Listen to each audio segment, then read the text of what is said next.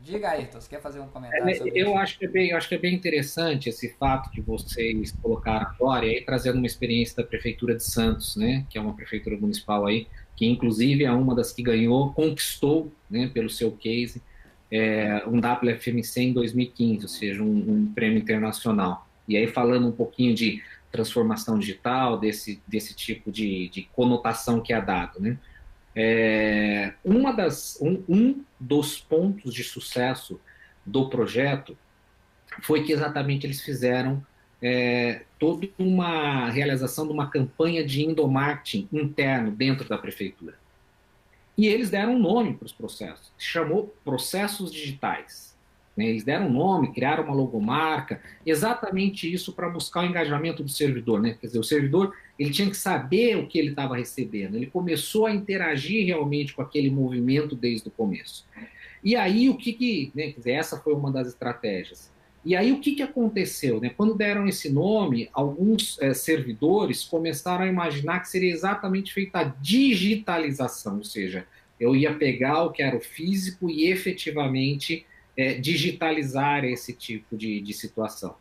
E aí, o secretário percebeu então qual era a enrascada que ele tinha entrado quando ele deu o nome de processos digitais exatamente para aquele tipo de projeto. Uhum. Aí depois ele confessou para a gente, falou, olha, se eu sub... E aí houve toda uma explicação, esclarecimento, enfim, mas ele chamaria, né, ele falou, depois de passado aí 3, 4 meses, ele falou, eu não chamaria mais de processos digitais, mas de processos eletrônicos. Né? Uhum. Então isso realmente, assim, ficaria muito mais claro para a gente poder entender o que estava, que a proposta era o quê? Era que o processo fosse eletrônico desde o seu momento zero. Ou seja, se o Uhum. cidadão fosse lá no poupa-tempo, por exemplo, aquele cidadão que não tem internet em casa e precisa do serviço sendo, né, prestado aí num poupa-tempo ou lá no AI, né, como a gente conhece lá em Minas Gerais.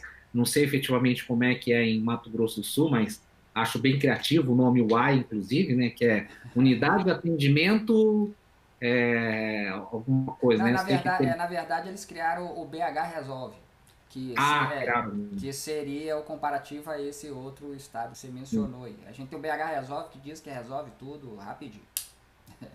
Então, assim, você tinha esse tipo de alteração que acontecia, né?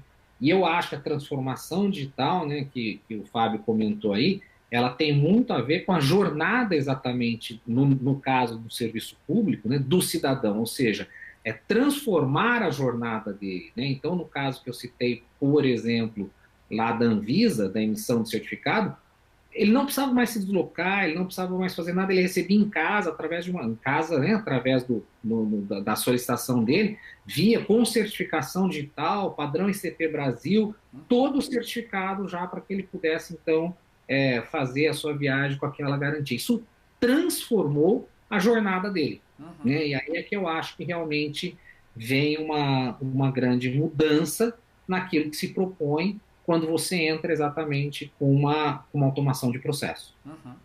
É, eu gostei dos seus depoimentos porque você trouxe resultados que você obteve. Esse tipo de argumento é uma informação que tem valor, não é? Quando se discute automação do que se faz, como se faz, o que pode fazer, mas nunca se traz o resultado, nunca se traz a entrega, fica sempre aquela coisa de que nós tentamos fazer, mas nesse ponto ela não avançou, a gente não entregou o resultado que a gente queria. Eu participei da automação do primeiro processo de um órgão público de controle e eu dei o exemplo da árvore, porque a gente precisava de coisas tangíveis para mostrar para a auto-administração. Isso é entrega, olha, nós vamos deixar de cortar. Isso também é uma forma de entregar resultado para o cidadão.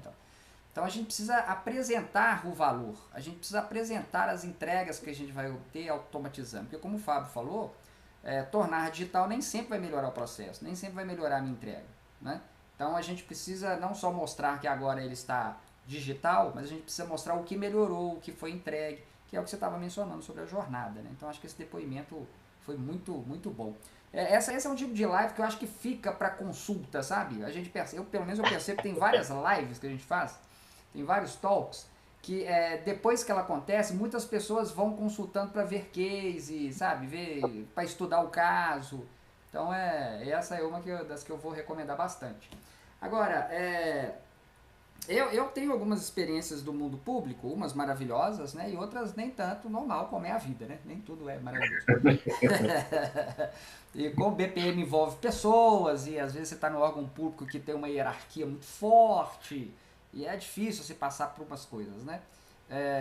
Eu fico imaginando que se a transformação eletrônica não precisasse de pessoas, o que não faz o menor sentido, talvez ela aconteceria, mas precisa das pessoas. A gente tem que lidar, tratar, a gente tem que conversar, negociar, coletar informações. Então, o trato da pessoa, o considerar a pessoa é fundamental.